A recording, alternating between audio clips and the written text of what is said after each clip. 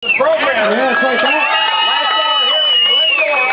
We are live doing the show afterwards. And it's cool now. It's down to 85 degrees. And we're at 745 East Route 66, Andy's Auto Center. People coming together to oust the Republican dirtbag Assemblyman Anthony Adams, who reneged on his Don't Need Taxes pledge and was the decisive vote for the largest tax increase in U.S. history in any state. At the time, it was $50 billion. We repealed half of it. That was part of our recall, repeal, revolt strategy. We repealed half of it in May, and we voted down 1A. Now we're going to recall. We've got 36,000 signatures that need to be submitted, and then Anthony Adams will go on the recall ballot probably in January. Mike Schroeder from recalladams.org said we're up over 53,000. They want to hit 60. There's a certain error rate involved, so they want to be well over the 36,000 target. And if they get up towards 60,000, then they'll be absolutely assured of having this recall qualify. And we've had hundreds of people come by here. Yeah, and we have Lowrey now from recalladams.org to give us the latest on the happenings with the signature collecting, money, and all that. Well, we're doing really great on the signatures. We're at over 500. Our goal was to have 600 signatures before the end of this evening. We're over at 500 right now, so hopefully we'll get over 600, exceed our goal. Dollar-wise, we're well over $1,000 now. So from today, all those dollars are really necessary. Yes, we have the signatures, but once this qualifies, all the money, the special interest money in Sacramento is going to come pouring on us. As Mike says, $2 million plus. I think people ought to understand that we're ending phase one here. We're just getting the signatures, and the money donations up to this point was to hire the signature gatherers. Correct. And that's almost a done deal. On October 13th, they're going to turn in all the signatures. Then part two starts the next day, through January, and that's funding a campaign to inform people why Anthony Adams ought to be recalled. And he's got, like you said, $2 million in the bank here. Right. You have a lot of insurance companies, various developers that are coming in that are funding him. They're paying him off for special interest, and they're going to give him thousands, sometimes hundreds of thousands of dollars. So the bribe window is wide open at the Anthony Adams office. Yeah, exactly. And they're really, really scared of us. One of the things that a lot of people come up to me and say, how can we fight what's going on in Sacramento? How can we make a difference? Well, this is making such a huge difference. This is giving the people in Sacramento a shot over the bow that they are really, really scared. I can tell you all different phone calls that I've had from various assembly members and state senators. Some were threats, some were not, but telling me not. What kind of you don't have to name names, but what kind of threats do you get? Basically, if I don't want to be an elected official, but if I wanted to ever be in politics, I would never have a career in politics.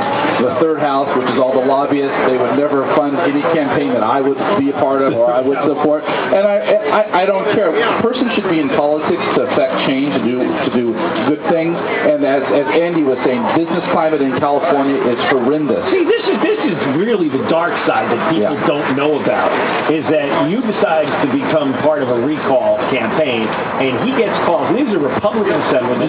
And my friends. These are people that I've helped get elected in other races throughout the previous years. Well, you can see what kind of friendship you get in politics. Exactly. These are Republican assemblymen, Republican state senators calling Lee up and threatening him, saying, if you ever want to run for something, forget about it. And all the lobbyists who support these candidates are saying, hell, we'll never give you a penny. Exactly. Because you can't get elected without them, right? You can't get elected without the lobbyist money. That's their rationale. And this is the party that's its main platform, maybe the last thing it has left of any credence, is we're going to keep taxes down. They violated it, and they all did it. They were all in on it. Yeah. They sacrificed these 6 Republican state senators and assemblymen. These 6 were picked out for various reasons, but they were all in on it. They all knew what was going to happen, and now they call up you and threaten you because of your part in the recall? Happened that day in February when this first started going. It was just my phone was going off the hook with the various threats. Really? It was a crazy weekend. And are they really mad? They're really angry. You know what? The first couple weeks it was really bad, but with myself and Mike and this campaign, when they really saw it gaining momentum, a lot of people kind of went in the back of the shadows thinking, okay, I don't want to rock the boat. We'll let the lobbyists come in and that money come in and try to scare them. Oh, they won't get the signatures. There's not enough support. Well, we've got the signatures.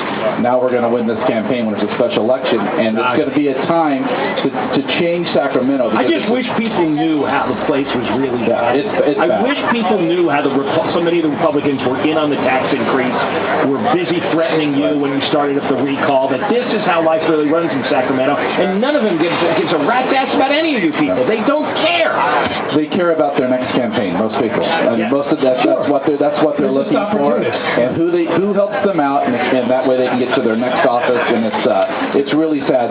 The majority of them are not there on principle, and that's what they need to do. Explain your background so people understand. You're involved with Recall Adams, but you're previous to this. One of the co-chairs of the Recall Adams Committee, but also chairman of the Atlas PAC, which we all come on that from that political organization. We all are private sector people that have come to help candidates that believe in private sector solutions, pro-business, pro-entrepreneurship, low taxation, and we're in there busting our butts a lot of times to help a lot of these guys. So you've helped these guys get elected. I've helped some people that have actually threatened me. I've actually helped them get elected, and I'll never help them again. And your political action committee gets involved in candidates who claim to be for lower taxes. Lee, I'm going to go up there. We're going to go up there, and we're going to change Sacramento. And some of them get up there, and it's the complete opposite. They fall right to the normal. How many of them do you think really go up there with good intentions, and how many of them are just BSing you all the way? I think some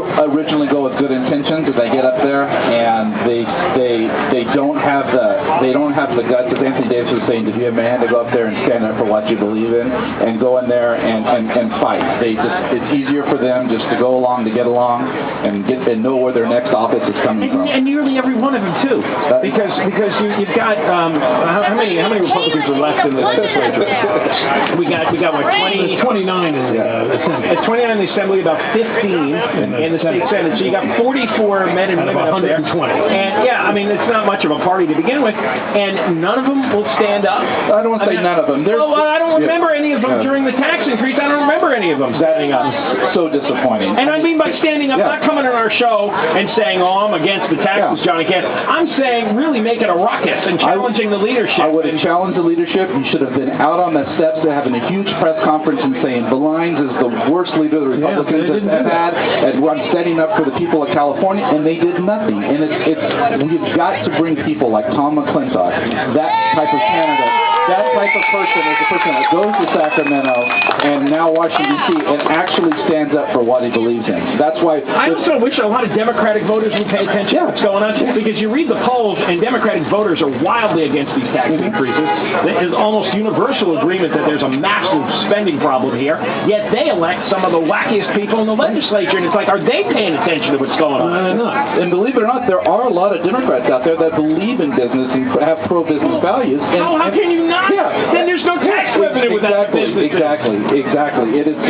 I can never connect those dots between wanting to tax so much to get business out, but yet they know that they get less money in the door. At least to me, a Democrat would want to have more business. More business to create more revenue so they can distribute it. Exactly. I can never make that connection, but it's just ridiculous. And as you say, they get up there, get controlled by the unions. The unions matter the first, second, and third, fourth, fifth, sixth, seventh, and eighth almost. And it's all the money that they get. Exactly. Because if you don't do what they say, they'll fund a campaign against you in the primary and you'll be dead. And what's so sad, you get some of the larger corporations and businesses that follow suit, like Blue Cross Blue Shield, who's supporting Anthony Davis. You have Adams. I'm sorry, guys. You did it. See, I went the whole show figuring I was going to do this. Recall Anthony Davis. Recall Anthony. You hear that, Anthony? He just said recall Anthony Davis. From what? He's coming to get you now.